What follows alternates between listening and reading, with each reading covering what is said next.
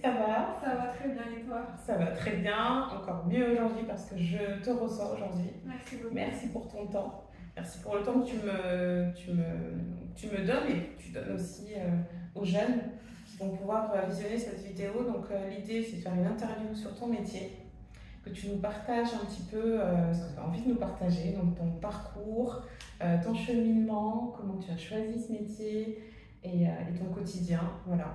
Donc l'idée c'est de balayer tout ça en quelques minutes.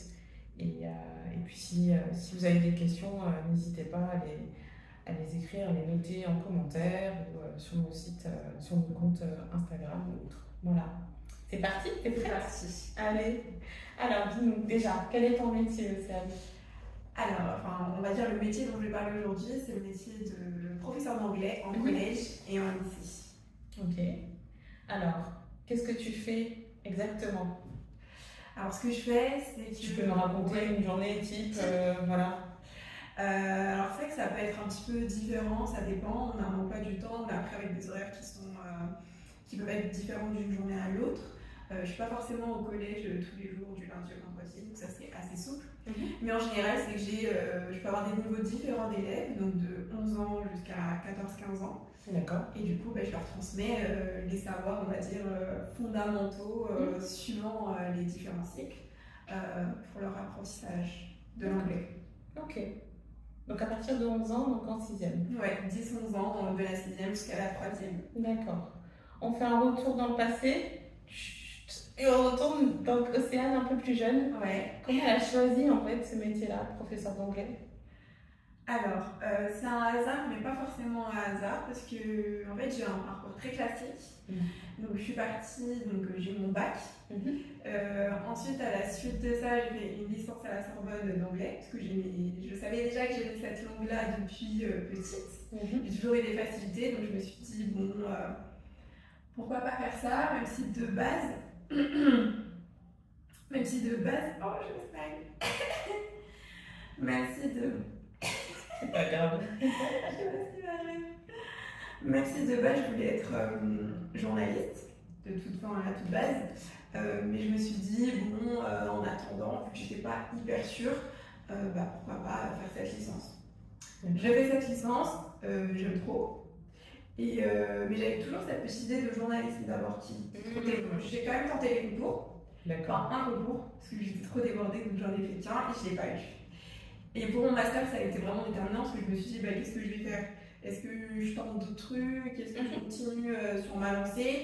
Et puis je me suis dit, pourquoi pas continuer? Et puis si ça te plaît vraiment pas, t'arrêtes et puis tu fais autre chose. Et donc je me suis lancée dans un master d'enseignement en anglais pour le collège. Et c'est vraiment dès ma première année de master, quand j'ai fait mon stage de master 1, et c'est vraiment à ce moment-là, quand j'étais devant des élèves, que je me suis dit, oh là là, mais j'aime trop et tout. Je sais pas, j'ai eu une petite sensation de. Je me sentais utile de pouvoir transmettre aux jeunes plein de valeurs. Enfin, déjà la matière de l'anglais, mais aussi d'autres valeurs à côté. Donc ça m'a tout de suite vraiment stimulée. En master 1? Oui. En stage? Oui. Et tu t'es sentie à ta place? Oui. Ce jour-là, tu t'es dit, c'est là? Ouais. Super. Ouais, c'était vraiment comme ça. Alors que, du coup, pour la petite anecdote, si on m'avait dit, je sais pas, juste après mon bac, tu vas faire prof, pour moi c'était mort. Je me suis dit, mais non, peut-être qu'on en parlera après, mais vu on va dire c'est dommage, mais la réputation un petit peu qu'il y a dans la société, la place qu'on a, etc., c'est hyper mal vu en France, malheureusement. Et donc pour moi, dans ma tête, c'était non, catégorique. Moi j'entends l'importance de faire des stages, sincèrement. D'être sur le terrain. Il n'y a pas plus beau. C'est vrai qu'en revenant sur cet exemple-là, je trouve que le stage d'une semaine en 3e, c'est pas du tout assez pour pouvoir se projeter. C'est top, c'est génial que tu aies cette révélation-là. Ouais, vraiment, c'est arrivé d'un coup comme ça. Je ne m'attendais pas, je me suis dit, tu dois faire le stage, donc tu le fais. Mais je me suis jamais imaginé, je me serais jamais dit que c'était fait pour moi. C'est vraiment en faisant, comme tu étais en train de dire, que je me suis rendu compte que ça me plaisait. Et tu as ressenti ça dès le premier jour de stage? Oui. D'accord. Ah oui. Et le stage dure combien de temps? Alors à l'époque, je crois que ça a changé. Donc quand j'avais fait mon master 1, c'était un tout petit stage de 4 semaines, donc c'était rien du tout. Et j'étais avec une étudiante avec moi, et toutes les deux, on devait préparer des cours à certains moments. Et notre tuteur, des fois, me disait, bon, bah tiens, aujourd'hui, vous allez faire la séance. D'accord. Donc Ok. ça a commencé comme ça. Et par contre, en Master 2, après, j'étais toute seule devant mes élèves. Ah oui. Je devais passer mon CAPES, etc. D'accord. Donc en Master 2, on est à temps plein? Non, on est à mi-temps. À mi-temps. Donc on est à mi-temps, Ok. et à côté, on a la vie universitaire en parallèle. Et quand on te laisse l'opportunité en fait d'être dans une classe et d'animer le cours, etc., est-ce qu'un professeur plus qualifié est là, est présent? Ou tu es complètement seule en fait dès le premier jour? Comment... Non, alors que ce soit première année master ou la deuxième année, il y avait toujours le tuteur qui était dans la classe. D'accord. Le tuteur ou la tutrice qui était dans la Ok. classe. Et les cours se préparaient en amont, il y avait une vérification, même si après, quand tu es devant la classe, ça peut toujours. Il y a toujours des éléments imprévus. Tout à fait. Mais en tout cas, c'était préparé. D'accord. Et on vous apprend un peu les techniques d'animation Ouais, pour gérer totalement. un cours? Mais c'est vraiment ça qu'on apprend du coup au master. D'accord. Vraiment la partie pédagogie, théorie, à fond. Mais être dans des situations différentes avec les élèves pédagogiquement parlant. Ok. Et pour finir, donc, par rapport à ton parcours d'études, donc suite au Master 2, comment ça se passe? J'ai validé mon Master 2 et... Alors, déjà dans le Master 2, en fait, il n'y a pas que la validation du Master, oui, il y a pas mal de choses. Oui. Moi, je sais que, maintenant ça a changé, mais moi, du coup, en Master 2, c'était le CAPES. Le CAPES, oui. Il fallait passer les 2 parties, écrit, oral. Il fallait valider donc l'année du Master, effectivement. Il fallait valider le stage plus le mémoire. Ok, donc on a 3-4 validations. Voilà, on a tout ça à faire. La même année? Oui, la même année. D'accord. C'était chargé. Après, comme j'aimais ça, c'était plutôt cool. Il y avait quand même une grosse dose de stress. J'imagine, oui. C'était pas forcément évident, mais j'en garde après relativement un bon souvenir, même si c'était pas les meilleures années en termes de travail. D'accord. Et si tu as l'obtention de ces 3-4 validations, donc mémoire, stage, etc., comment ça se passe? Tu as une sorte de classement où tu peux choisir ton collège, ta ville, enfin, comment ça se passe? C'est différent du coup des professeurs des écoles. Hein. Oui, c'est un peu différent. Alors moi, je suis pas hyper calée sur leur concours à proprement parler, mais dans les grandes lignes, ça se ressemble. Donc, une fois qu'on a eu le concours, on a tout validé. Donc, on est titularisé. D'accord, ok. Donc, c'est ce qui permet d'être professeur dans la fonction publique. D'accord. Une fois qu'on a ce statut-là, on doit passer par on doit passer par un mouvement. En fait, ce qu'on appelle un mouvement, en fait, c'est qu'on va participer à un mouvement de mutation pour pouvoir trouver son établissement. C'est comme ça que ça fonctionne sur une plateforme avec un nom spécifique sur Internet, etc. Et donc, suivant ton grade, donc en général, quand tu es en première année, tu n'as pas beaucoup de points, parce que ça fonctionne avec des points. C'est vraiment. Voilà, c'est compliqué. Donc, tu arrives, première année, pas d'expérience, tu choisis ton académie. Suivant là où tu veux, ton académie, et ensuite tu fais plein de vœux en fait. Donc tu as le droit à avoir. On est un peu dans leur parcours super. Et c'est exactement la même chose, et ouais, franchement, même, je sais pas, peut-être même en pire. Je vais pas vous décourager, mais quand on arrive au début, franchement, on est un peu. C'est normal. Laissé comme ça, un peu. Oui, on est débutant, donc au début c'est un peu plus compliqué. C'est un peu plus dur, mais c'est une histoire de points. Ouais, il y a plein de choses. On fait des vœux. Oui. Et puis on atterrit un peu là. Et ensuite, donc il y a une phase d'attente. D'accord. Et ensuite, on te dit où est-ce que tu vas atterrir, plus ou moins. Et on te dit ça quand par rapport à la date de rentrée? Alors, ça dépend. En général, moi du coup, je vais parler de mon expérience. Oui. La première année, j'ai pas eu de poste fixe. Un poste fixe, c'est comme celui que j'ai maintenant, c'est-à-dire que là, je suis dans tel collège aujourd'hui et je suis dans ce collège-là pour toute ma vie. Oui, sauf si je veux. Voilà, si je veux. Sauf si je décide du coup de faire un mouvement. Et donc la première année, c'était pas possible parce que j'avais pas assez de points.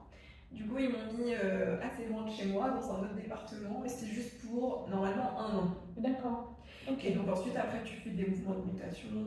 D'accord. Voilà. Ok.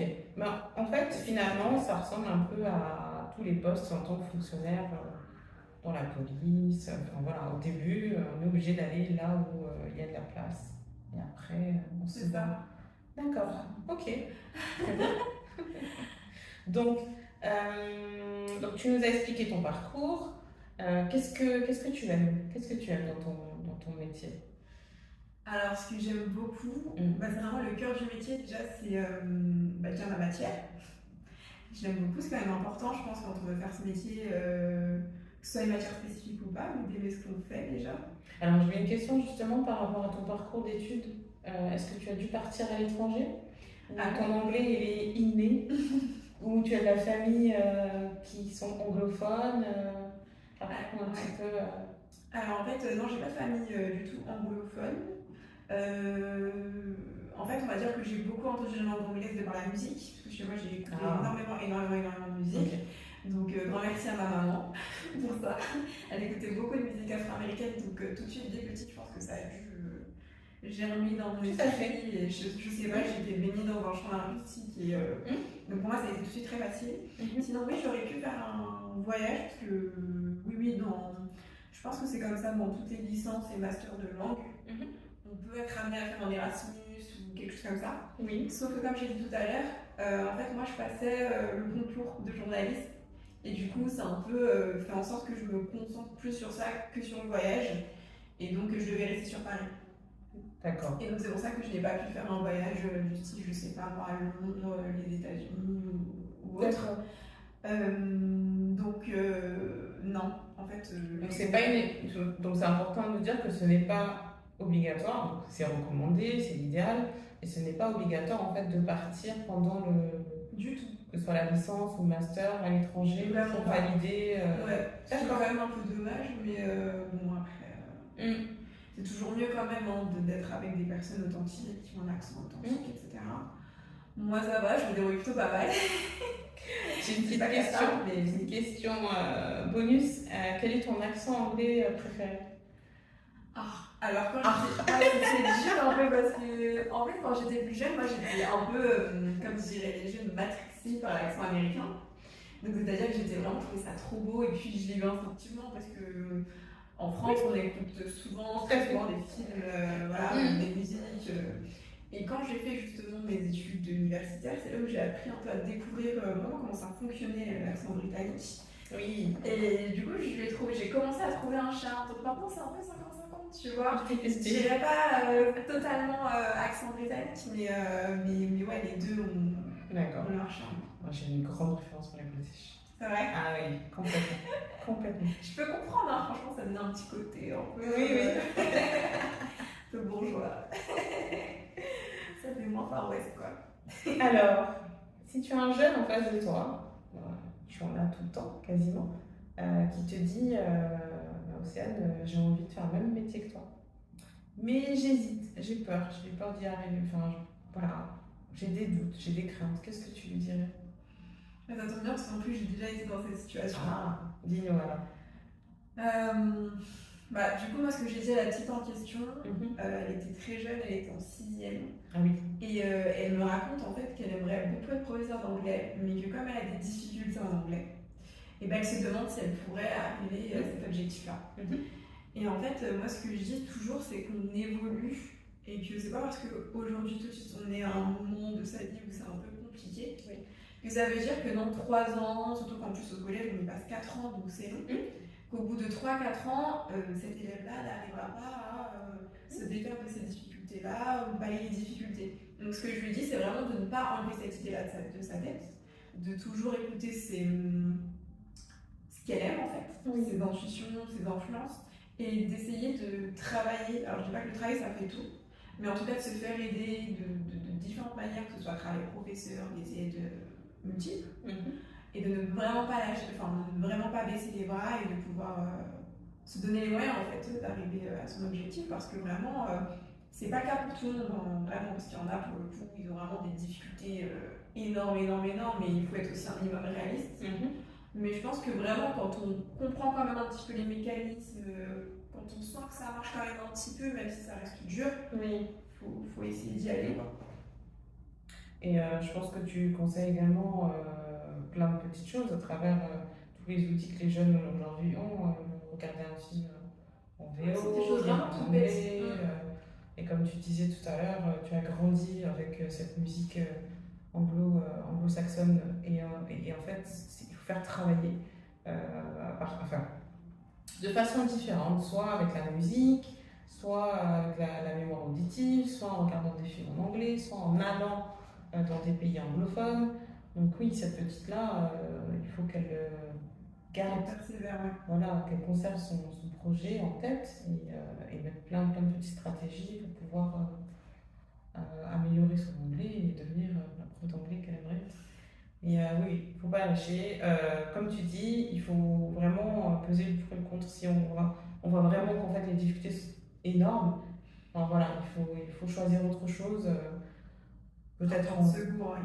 Pardon. Un petit plan de secours, quoi. Tout à fait, sachant qu'on a tous des talents, tous des qualités, donc on a tous notre place quelque part, quoi qu'il arrive.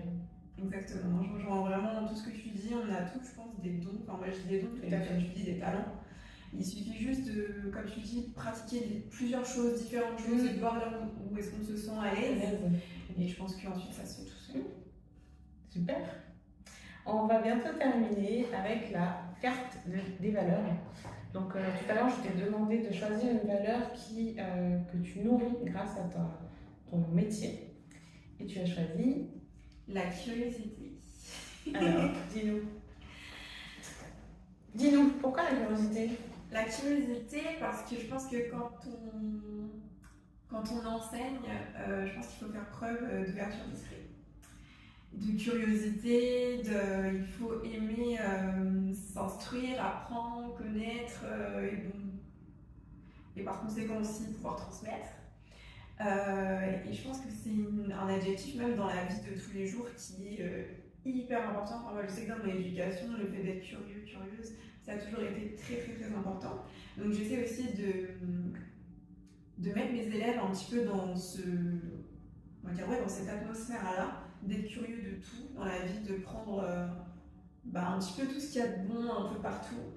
Et que même si on n'aime pas forcément une matière par exemple, mais qu'il faut quand même être curieux, aller, oser y aller, etc. Donc je trouve ça quand même très très très très important de pouvoir se nourrir de plein de choses, c'est comme ça qu'on grandit, qu'on devient des bonnes personnes. La curiosité, et donc moi c'est ce que je ressens même en travaillant, que ce soit le côté humain avec mes élèves ou le côté aussi intellectuel avec les recherches que je peux faire pour mes cours. Oui, en parlant de cours, merci beaucoup. Tu nous as fait voyager en même temps à travers la curiosité. En parlant de cours, tu es libre. Ça, je pense que c'est quelque chose où on a parfois des croyances. On pense que les professeurs ont des cours déjà tout faits et ils réutilisent pendant 15 ans. Je pense que c'est peut-être le cas pour certains profs. Oui, c'est le cas.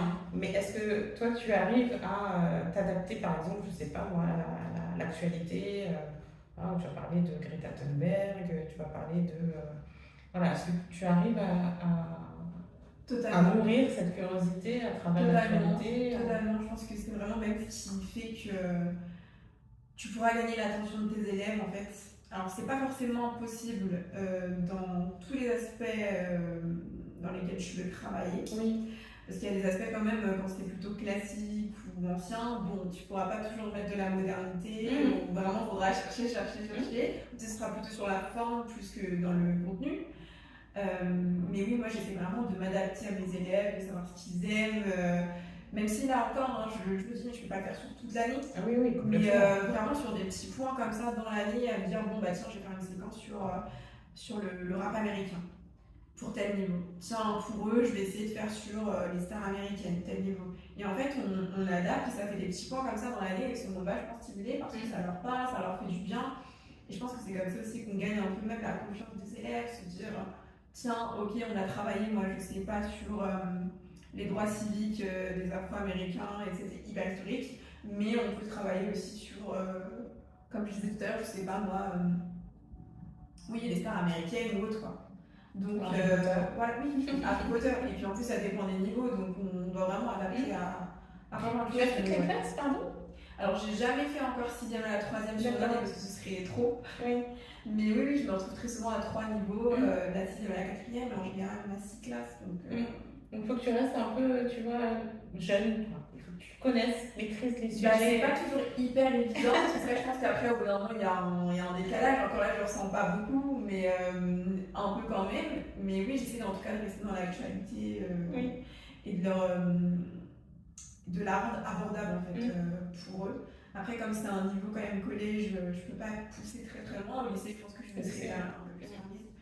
Mais oui, on peut faire quand même de belles choses. De toute façon, on peut faire des belles choses avec ses Tout à élèves, fait. peu importe un niveau d'ailleurs. Et on peut vraiment les ouvrir à plein de choses. Après, il faut, comme tu disais, adapter, soit dans la forme, comment l'amener aux élèves. Ça peut être d'une manière plus humoristique, plus vidéo, plus. Enfin, ça va dépendre de plein de choses. Le support, varier les supports, les thèmes. Super. En parlant de lycée, est-ce que tu te vois évoluer vers le lycée ou pas du tout? Ou tu te vois évoluer Alors, c'est compliqué parce que, comme je disais tout à l'heure, quoique, bon, même le fait d'avoir 2 métiers n'empêche pas du tout d'aller dans le lycée, mais le lycée, ça implique quand même je pense, 2 fois, 3 fois plus de travail, on va dire, chez soi. Déjà qu'au collège, il y a beaucoup de travail. Mais au lycée, je pense que ça doit quand même être conséquent. Mais oui, pourquoi pas, franchement. l'université. Pourquoi pas ici, franchement. Pour l'instant, je me suis pas encore trop projetée à ce point. Mais c'est vrai que pour le lycée, j'ai été en lycée en stage en master 1. Et j'avais beaucoup aimé. Donc, franchement, pourquoi pas pas. là où ça m'emmène. Mais je suis pas du tout fermée en tout cas. Ok. Merci Océane. Merci beaucoup. Et pour finir, est-ce que tu as une citation préférée? Ou un mantra Alors, bon, ce serait pas une citation citée d'une personne connue ou quoi, mais si en tout cas j'ai un conseil à donner aux jeunes personnes qui nous regardent, ce serait vraiment de toujours croire en soi, même quand on est au plus bas, même quand on pense qu'on ne sert à rien, qu'on n'a aucun don, qu'on n'a pas de talent et qu'on est totalement perdu. Vraiment, on a tous et toutes un but, quelque chose à réaliser sur cette terre. Moi, j'y crois vraiment dur comme fer. Et donc, il faut toujours essayer de soit demander de l'aide, soit en tout cas accepter les mains tendues. Je sais que c'est pas toujours facile, parce que j'en vois tous les jours. Mais vraiment, oui, essayez de croire en vous le plus possible. Je sais que c'est dur, mais voilà, c'est vraiment ma phrase. Merci. Merci beaucoup à toi. Merci.